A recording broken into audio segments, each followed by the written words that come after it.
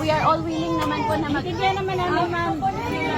Go and train lang. Sabi po sa akin, 10 lang po ng vaccine. lahat po. Actually, lahat.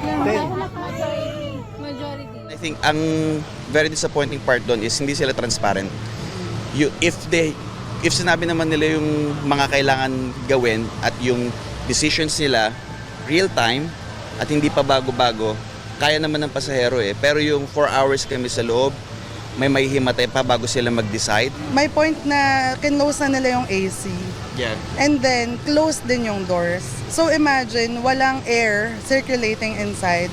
So sunod-sunod na yung mga pasahero na suffocate. So nagko-collapse. Binenta pa nila yung water tsaka snacks sa amin nung na-stuck kami dun nung bago nila patayin yung AC.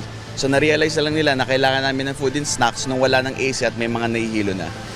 So their news about they gave us snacks, hindi po totoo yun. Binentahan po nila kami. We're gonna file a complaint sa tamang CAB. sa CAB. And magko-coordinate kami kung ano yung tamang proseso kasi pag sa social media lang, I don't think it's gonna reach somewhere.